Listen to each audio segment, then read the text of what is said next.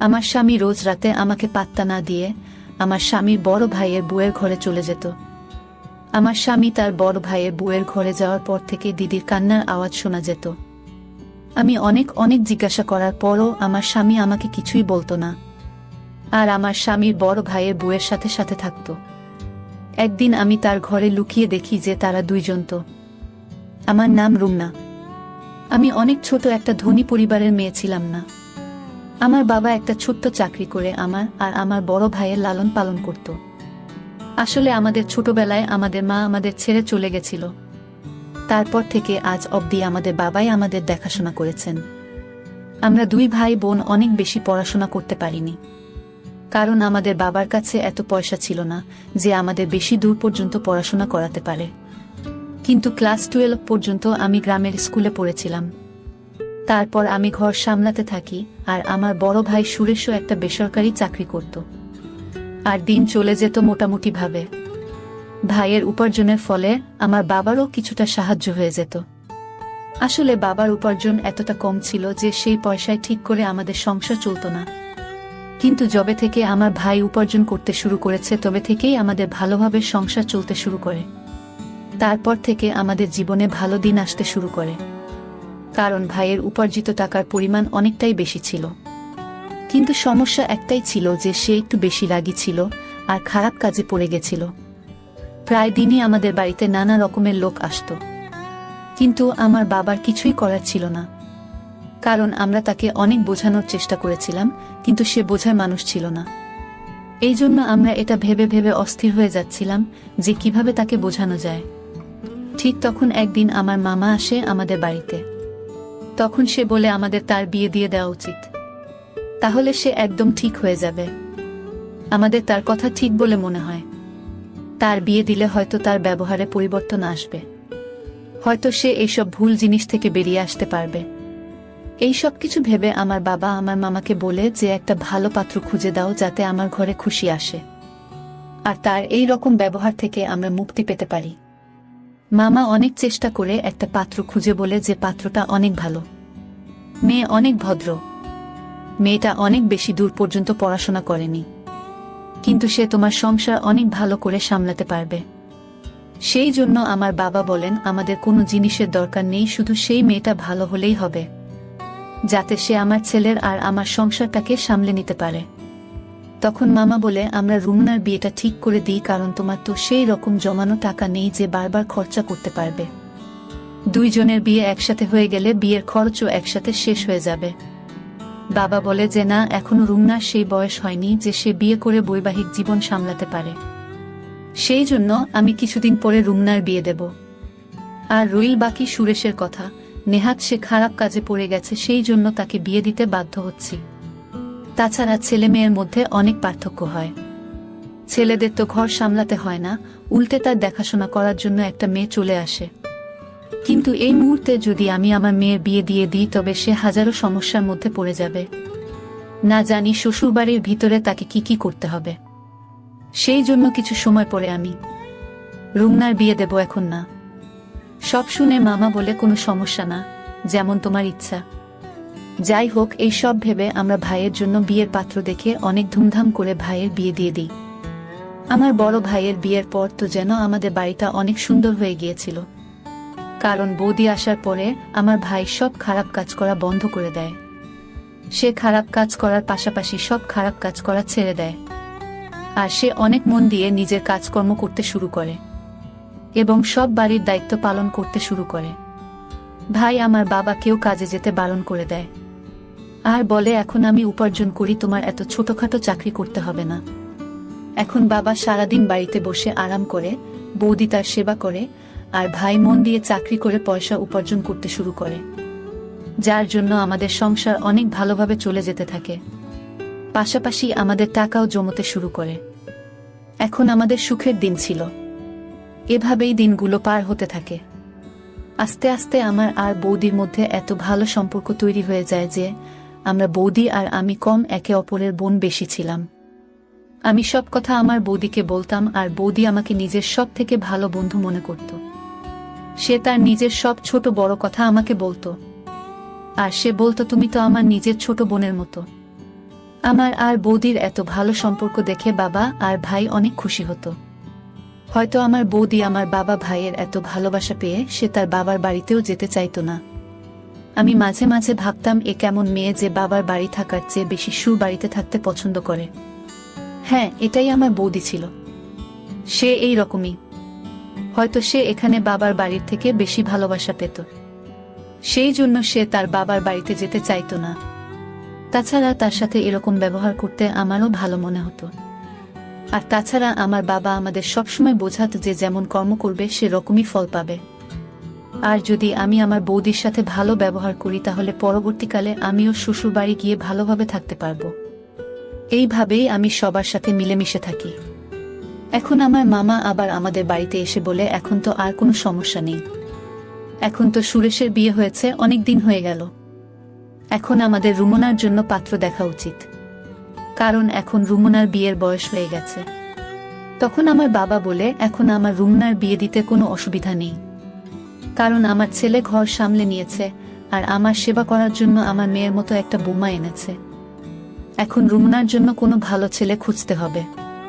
তখন বাবা মামাকে বলেন তোমার কাছে যদি কোনো ভালো পাত্র থাকে তবে তুমি বল, তাছাড়া আমার ছেলের জন্য তো তুমি পাত্র খুঁজে বের করেছিলে, আর পাত্রটা এত ভালো যে আমি আজও তার গুণগান করি, এই জন্য তুমি একটা ভালো পাত্র খুঁজে দাও। তখন মামা বলে খোঁজার কি দরকার আছে, আমার বন্ধুর ছেলেই তো আছে, তারা 2 ভাই, বাড়িতে মা বাবা 2 জন ভাই, মোট 4 জন থাকে। ছেলে একটা বড় কোম্পানিতে ভালো মাইনের চাকরি করে, আর তার বড় ভাইও একটা ভালো চাকরি করে। আসলে তার বড় ভাইয়ের বিয়ে আগে থেকেই ঠিক হয়ে আছে, এজন্য ছোট ছেলের জন্য পাত্র খোঁজা হচ্ছে। ছোট ছেলের জন্য ভালো মেয়ে খুঁজে পাওয়া গেলে 2 ভাইয়ের একসাথে বিয়ে দিয়ে দেবে, সেজন্য তারা আমাকে পাত্রের জন্য বলেছে। তাই আমি রুমনার কথা তাদেরকে বলেছি, সেই জন্য আমার মনে হলো তোমার থেকে অনুমতি নেওয়া উচিত। বাবা বলল এতে মতো নেওয়ার কি দরকার আছে, তোমার যখন ইচ্ছা ছেলের বাড়ির লোকেদের ডাকতে পারো, আমরা তৈরি আছি। মামা বলল ঠিক আছে, তবে কালকে ডেকে নেব। পরের দিন আমার স্বামী তার কিছু বন্ধুদের নিয়ে আমাদের বাড়িতে আমার জন্য পাত্র দেখতে আসে। আমার স্বামীর নাম ছিল রমেশ। রমেশকে দেখতে অনেক সুন্দর ছিল, আর ভালো পোশাক পরার জন্য তাকে আরো বেশি সুন্দর দেখাচ্ছিল। রমেশকে দেখে তো আমার হুঁশ উড়ে গেল। আমি বুঝতে পারছিলাম না যে এত সুন্দর ছেলে কি আমাকে পছন্দ করবে। কিন্তু যখন নিজেদের মধ্যে কথা বলার জন্য আমাদের 2 জনকে একা জায়গায় ছেড়ে দেওয়া হয়, তখন রমেশের কথা আমার মন ছুঁয়ে যায়। রমেশ এত মিষ্টি করে এত ভালো করে কথা বলছিল যে মনে মনে আমি তাকে নিজের স্বামী হিসেবে স্বীকার করে নিয়েছিলাম, আর পাশাপাশি ভগবানের কাছে প্রার্থনা করছিলাম যেন কোনো রকমে আমাদের বিয়েটা হয়ে যায়। কারণ প্রতিটা মেয়ের একটা স্বপ্ন থাকে যে তার স্বামী দেখতে সুন্দর হবে, ভদ্র হবে, আর এই সমস্ত গুণ রমেশের মধ্যে ছিল। আমি কি করে তাকে ছেড়ে দিই? তখন আমি ভাবি যদি আমার ভাগ্যে রমেশ থাকে তো নিশ্চয়ই তার সাথে আমার বিয়ে হবে। যাই হোক, তারা আমাকে দেখে বাড়ি চলে যায়, আর কিছুদিন পরে ফোন করে বলে যে আমাকে তাদের অনেক পছন্দ হয়েছে। এইভাবেই আমাদের বিয়ে ঠিক হয়ে যায়। আমি আর রমেশ ফোনে কথা বলতে থাকি, এইভাবেই দিন পার হতে থাকে। রমেশের সাথে কথা বলতে আমার একটুও ভয় হতো না, আমি পুরোপুরি রমেশকে ভালোবেসে ফেলেছিলাম। আর এইভাবেই আমাদের বিয়ের দিন কাছে আসতে থাকে। আমাদের বাড়িতে আত্মীয়রা আসতে শুরু করে দিয়েছিল, আর আমার বড় ভাই বিয়ের দায়িত্ব অনেক ভালোভাবে সামলে নিয়েছিল। সে কোনো জিনিসের অভাব রাখেনি, এত সুন্দর পরিবেশ তৈরি করেছিল দেখে মনে হচ্ছিল মেয়ে নয় যেন ছেলের বিয়ে হচ্ছে। অনেক ভালো করে আমার বাবা আর আমার ভাই আমার বিয়ে দিতে চেয়েছিল, বলতো রুমনার বিয়েতে কোনো জিনিসের অভাব যেন না হয়। বাবা বলল আমি কখনো চাই না যে রুমনার এটা মনে হোক যে তার মা থাকলে আরো ভালো করে বিয়ে হতো, কিন্তু আমার মায়ের অভাব তো সে চেয়েও পূরণ করতে পারবে না। তবে সে আমার জন্য এত কিছু করছিল যে আমি তার ঋণ কোনোদিন শোধ করতে পারবো না। কিন্তু এত আত্মীয়দের ভিড়েও আমার মায়ের কথা অনেক বেশি করে মনে পড়ছিল। আমি কাউকে এটা বুঝাতে দিইনি, কারণ আমি চাইছিলাম না যে সবার মন খারাপ হয়ে যাক, তারা সবাই অকারণেই চিন্তিত হয়ে পড়ুক। সেজন্য আমি তাদের সামনে সব সময় হাসি খুশি থাকতাম, যাতে তারা এটা কখনো না বুঝতে পারে যে আমার মায়ের কথা অনেক মনে পড়ছে। এইভাবে বিয়ের দিন চলে এলো। আমার রমেশের সাথে অনেক ভালো করে বিয়ে হয়ে গেল। আর আমি নিজের বাবার বাড়ি থেকে বিদায় নিয়ে চলে গেলাম। আমি অনেক আশা নিয়ে শ্বশুর বাড়িতে যাই, আর অনেক ভালো করে আমার গৃহে প্রবেশ করানো হয়েছিল। অনেক নিয়ম পালন করার সাথে সাথে আমাকে কিছু মেয়েদের মাঝখানে বসানো হলো, যারা রমেশের গুণগান করছিল। তাদের গুণগান শুনতে আমার অনেক ভালো মনে হচ্ছে। আর তাছাড়া তার গুণগুলো ঠিক ছিল, কারণ এতদিন ধরে আমি রমেশের মধ্যে এইসব গুণগুলো দেখেছিলাম। আমি এখন শুধু অধীর আগ্রহে অপেক্ষা করছিলাম কখন রমেশের সাথে সময় পার করব। অনেক অল্প সময়ের মধ্যেই আমাকে রমেশের ঘরে বসিয়ে দেওয়া হয়, আর কিছুক্ষণের মধ্যেই রমেশ ঘরে চলে আসে। তার ঘরে আসার পরে আমরা নিজেদের মধ্যে কিছুক্ষণ কথা বলি, তারপর আমাদের নতুন জীবন শুরু করি। পরের দিন আমি ঘুম থেকে উঠে সবার জন্য খাবার তৈরি করে আমার কাজ করতে থাকি। আমি আমার বড় দিদির সাথে অনেক ভালো মিশে গিয়েছিলাম। আসলে রমেশের বিয়ের দিন তার বড় ভাইয়েরও বিয়ে হয়েছিল। আমাদের দুইজন বউকে একসাথে গৃহ প্রবেশ করানো হয়েছিল, আর আমাদের দুইজনেরই আজকে এই বাড়িতে প্রথম দিন ছিল। আমরা দুইজনে মিলে একসাথে মিষ্টি বানাই আর সবার মন জয় করে নিই। এখন আমি আমার স্বামীর বড় ভাইয়ের বউকে বড় দিদির মতো মানতে শুরু করেছিলাম। আমি তার সেবাও করতাম। আমার বড় দিদিও অনেক খুশি ছিল। আমরা দুইজন বোনের মতোই থাকতাম, আর আমাদের মধ্যে অনেক ভালো সম্পর্ক তৈরি হয়ে গিয়েছিল। আমাদের এত ভালো সম্পর্ক দেখে বাড়ির লোকও অনেক খুশি ছিল। এখন দিনেশও কাজে যেতে শুরু করেছিল। এইভাবে আমাদের অনেক আনন্দে দিন পার হতে থাকে। এখন কে জানতো যে এত খুশির মাঝখানে দুঃখের এত বড় পাহাড় ভেঙে পড়বে। একটা অ্যাক্সিডেন্টে আমার স্বামীর বড় ভাই এই পৃথিবী ছেড়ে চলে যায়। আমি তো কিছুই বুঝতে পারছিলাম না যে বাড়ির লোকেদের কি করে সামলাবো, কারণ সব লোক অনেক ভেঙে পড়েছিল। আর কেনই বা পড়বে না, সবেমাত্র বিয়ের 1 মাস হয়েছিল, আর এর মধ্যেই এত ছোট বয়সে আমার বড় দিদি বিধবা হয়ে গিয়েছিল। আমার বড় দিদির উপরে আমার অনেক মায়া হচ্ছিল। আমি কিছুই বুঝতে পারছিলাম না যে আমি কি করে তাকে সামলাবো। আমি কোনো রকমে রমেশকে সামলাই আর বলি, এখন থেকে তোমার বৌদির অনেক খেয়াল রাখতে হবে। আমাদের সেই জন্য কোনোভাবে তার সামনে ভেঙে পড়লে চলবে না। আমাদের সবসময় তাকে ভালো রাখতে হবে। রমেশ আমার কথা বুঝতে পারে, আর আমরা আমার বড় দিদির খেয়াল রাখতে শুরু করি। আস্তে আস্তে সময় পার হতে থাকে, আর আমার স্বামীর বড় ভাইয়ের এই পৃথিবী থেকে চলে যাওয়ার 1 বছর হয়ে গিয়েছিল। আমাদের বাড়িতে সবাই বলে যে আমার বড় দিদির বিয়ের মাত্র 1 মাসের মধ্যেই তার স্বামী এই পৃথিবী ছেড়ে চলে যায়, আর তার জীবন শুরু হওয়ার আগেই শেষ হয়ে যায়। তাই সবাই মিলে ঠিক করে যে আমার বড় দিদির আবার বিয়ে দেবে, যাতে সে তার ভবিষ্যৎ জীবনে সুখী থাকে। বেচারির না কোনো সন্তান ছিল আর না স্বামী। সে একলা কি করে এত বড় জীবন পার করবে? কিন্তু আমার বড় দিদি বলে আমি যখন থেকে বিয়ে করে এই বাড়িতে এসেছি, সেই দিন আমি আমার স্বামীকে কথা দিয়েছিলাম, আর আমি যতদিন বাঁচব এই বাড়ির বউ হয়েই থাকব। আর আমি আমার এই কথা সারা জীবন পালন করব।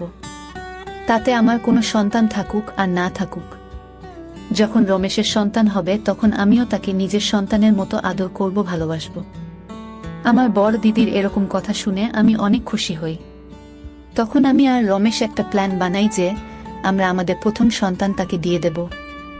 সে যেভাবে ইচ্ছা তাকে মানুষ করবে, আর তার সাথে নিজের সারা জীবন পার করে দিতে পারবে।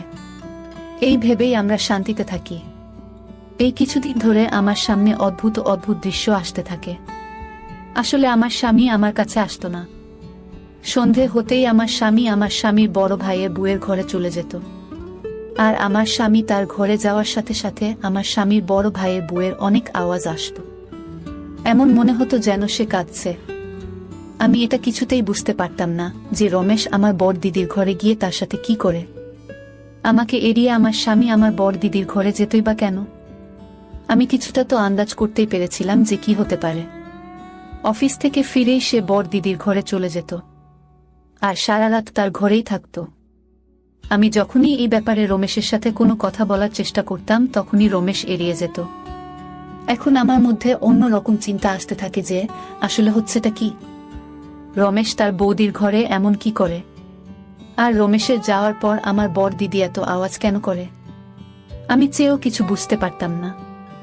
আমি এই ব্যাপারে আমার বড় দিদিকে ও কেউ জিজ্ঞাসা করি, কিন্তু সেও কিছু বলে না। আমি বুঝতে পারছিলাম না যে আমি কি করে এদের রহস্য জানতে পারবো। আমার এখন সন্দেহ হতে শুরু করে যে নিশ্চয়ই তাদের মধ্যে কিছু একটা চলছে। তা না হলে রমেশ আমাকে কেন এড়িয়ে আমার স্বামীর বড় ভাইয়ের বউয়ের ঘরে যাবে? যদি এমন কিছু